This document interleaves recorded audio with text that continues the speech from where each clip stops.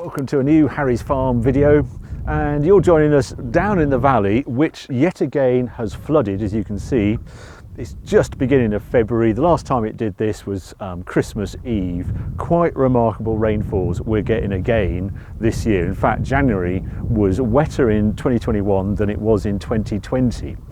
Now, in this video, what I'm going to do, I'm going to discuss some of the things that many of you asked on the last video. Thanks ever so much for watching. Well over 100,000 views in a couple of weeks on the situation with beef rearing in the UK, and just questioning some of the media reports that we're getting, in particular that programme on the BBC.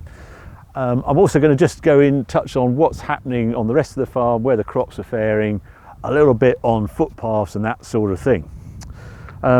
But yeah, kicking off with what you were asking about the beef. Really interesting questions.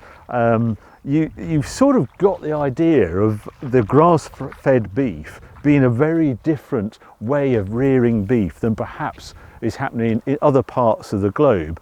And it's so reassuring to see the figures for 2020 that red meat consumption in the UK actually went up. And the British consumer, it seems, is getting wise to how the beef is produced, how their food is produced. One of the slight upsides of this lockdown period is given time for people to think, and they've started to shop locally. And one of the questions often asked of me, well, what changes have we seen because of Brexit? And I haven't done a dedicated video on Brexit yet, because it's just in February 21. It's just too early to see the consequences, the full consequences of what it's going to do to trade. But already we're picking up that free trade between us and Europe isn't quite as free as we all thought it was when they announced the deal was done. And heart goes out to the particularly the shellfish industry. Suddenly they've just literally, the shutters have come down because they just can't export the shellfish to Europe. It had to be in purified water first before it goes out there. That used to happen in Europe. And I just can't imagine what it's like for an industry been doing for decades to just the shutter come down and cease. What it's taught me is, well, why aren't we eating the shellfish here? I often, order moule marinière when I'm in France, south of France. Never thought that those mussels were actually coming from the UK anyway, and the lobsters, etc., coming from Scotland all the way down there. It was a bit of an eye-opener. I should have known, but yeah, I suppose it's up to us British consumers to do our best to eat more shellfish in the UK. The other industries, it looks like the smaller producer, the boutique sort of cheese and sausage and that sort of industry, sort of trading between Europe and the UK, is going to get harder. And it looks to me as though it's a potential opportunity for British farmers to do more and to process the meat in this country and offer it to the UK consumer as a UK product. Whatever you believe in Brexit or whatever, I'm just talking about the consequences of what it's done. But just getting back to beef, this is not a field permanent pasture. This is super steep, not a chance of growing any arable crop on here. I know the person I rent this ground to, he tried to take a Sari's crop off here, and it looks nothing. And they tried to put a mower up here and a tractor. Well, it just stopped. You never shows on camera, but this is proper steep. This is black run stuff on here. And some of the questions that are asked, well, why don't you just plant trees on it?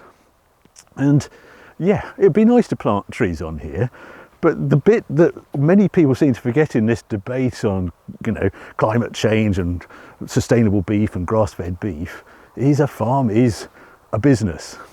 And I grow beef on here at the moment, so I can sell beef. Well, I rent it out to someone who sells beef, because that's how we generate a little bit of income to see us through to the next year. If I plant trees on this, that's it. There's no income for 100 and something years. And I'm afraid I'm not in a business that can lock down and not have an income for 100 and something years. So, and also, I think it's better to, what I'm trying to achieve on this farm is carbon sequestration and produce food. I think the two go together. And it's quite funny. Elon Musk has put out this 100 million prize to someone who can come up with the best way of carbon sequestration to get us out of the global warming is the solution. Lots of farmers I've seen just been sending in picture of a cow grazing in a field of grass. There you are, there's the solution. So that debate is going to rumble on. But that's why we're not planting trees in here, because I think it's better to grow food and absorb carbon dioxide via the carbon cycle and photosynthesis on the grass. But there's another thing I want to show you over here. Right, as you know, the fields here are quite stony, but this has always mystified me because this is permanent pasture here, hasn't ever been ploughed, but stones just appear on the surface. And here we have one of said stones here. And what gets me, it's in the free, where's that stone come from? And if I turn it over like that, it has grass underneath. And you know, you think you're going mad. It's like it rains stones in the night. There's another one. I promise you, these are not sort of planted by me to add a mystery to it. There's a stone. Where's that come from? Grass is underneath. Hasn't, you know, is it rolled down from somewhere? But there aren't any stones that are about to come out the surface. So any viewers who could tell me how these stones just mysteriously come to the top and appear and grass grows underneath them, I'd be fascinated to know the answer. Yeah, just going back to the red meat consumption, what seems to have happened in lockdown is people are choosing what they eat more carefully and really want to know where it's produced and how it's produced.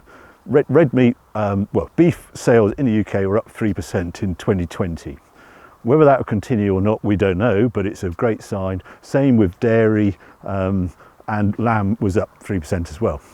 And I was reading a thing on trends in 2021. One UK source is going to become a big thing, they're saying. This is from the Grocer, which is, a pretty good website really on predicting these sort of things. And the traceability, etc., is something that you're going to see more, I think, in labouring. And also it's great to see like the local butchers and the local shops and local deliveries really starting to matter to the UK consumer. I think it's going to be tricky for the supermarkets how they challenge with this. I think they're going to go for the convenience and home delivery and that sort of things. But the local produce is going to be a bigger thing in 21 than it was in 2020. The other trend, they say, is white bread. Basically, we're going for the comfort foods during the lockdown. We want that comfort food. White bread is top of the list, and sourdough and that sort of thing. People making pizzas at home. Apparently mozzarella cheese sales in 2020 went up 48% as everybody made pizzas at home. I'm going to be looking, do we do durum wheat perhaps to feed that market? Who knows? And then the third trend they were predicting is the greenwash, i.e. people declaring things are environmentally friendly and produced in a very green way, but perhaps not quite as green as they're stating in the ads. And the Advertising Standards Agency, they're going to come down really heavy on any advertising that's perhaps telling slight untruths to promote the greenness, the environmentally friendliness of their products. That's apparently a big thing, big push for the Advertising Standards Agency in 21, and I'm really pleased to see it because there has been some questionable advertising recently. Oatly, as usual, is challenging some of the facts. Quite a good debate going there. I'm not going there. It gets way too emotional, I think, to enter into it. But I think we're going to see that in 21. Right, I'm going to go back to the farming now. I want to show you some wheat on next door to this field. Now, this is the wheat. This is first wheat, which is the one after a break crop. This was down to linseed last year, and as you know, the winter linseed didn't do too well last year. And I can't get over how green this field looks. It hasn't had any fertilisers on it at all. It's had a herbicide on it, and that's it. Pretty clean, as you can see. There's not a lot of disease pressure. It's come through the winter remarkably well. And I think what you get actually when you don't get a very good crop before, when you've put all the inputs in, there is just a residue of nitrogen, etc. You always get a good crop after winter linseed anyway, but perhaps that winter linseed didn't take all the nitrogen up, and this has picked up some of the residue nitrogen in the soil. Possibly, I don't know, but it looks really good. The other thing I just wanted to mention in here, this is a footpath going straight across this field, and they've caused a lot of debate in the farming community this year because everybody is using footpaths during lockdown to get out and exercise. And some people's footpaths have grown dramatically because, as I said, it's been so wet in January that people are trying to miss out the mud, and the footpath gets bigger and bigger, and there's quite a lot of crop being taken out by it. We're fairly fortunate here because the ground support doesn't go too muddy. We've got a bit of mud over there, but what we did, we actually drilled the crop, put it in, seeded it in parallel with the footpath, in the hope that people would use one half of the tram line we put in. The tram line is where the tractor goes, so it's exactly 36 metres apart, and it's put, when you drill the crop it looks like this. I would urge, if you have a footpath like this, farmers would be very grateful if you walked in the wheeling of the tram line. It also means you're socially distanced because they're 2 metres apart basically, because that's the track of a tractor. So if one of you walks in one tram line and one of you walks in the other one, that would make farmers very happy. What's actually happening here is people walking side by side and they're walking on my crop, which is a bit unfortunate.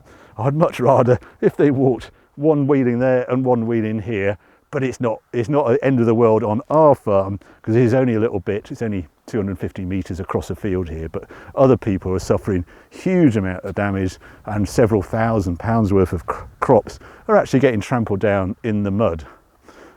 I just want to show you over here as well because this mud is causing a few problems. Now, this is a hedge we planted, I think, in 2004-05. Really like this hedge, but it just needs a bit of a trim every other year. And the every other year was meant to be last year, but it was so wet in January it didn't get done.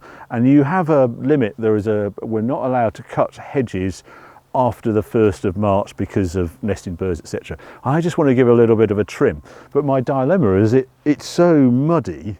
Do I make a real mess with tractors going up and down here giving this a trim, or do I leave it another year? I've left it this long because it was full of berries. There's all sorts of fruiting trees in here, and I see it as sort of winter food. So I didn't want to do it you're allowed to do it from September on. To leave some winter food here for the birds. My dilemma, I want a frost or something just to tidy up various bits of the farm that are sort of overgrowing, brambles and things. This is when you do it.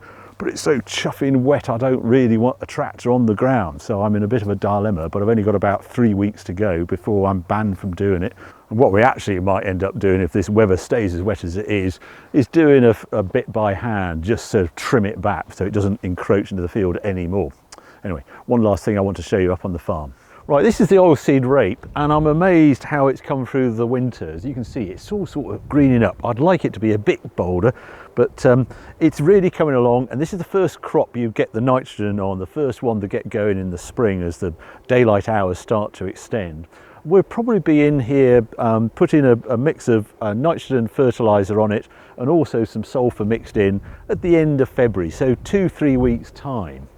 It's just be great to get back in the field again and have something growing, but pigeons are still doing a bit of damage.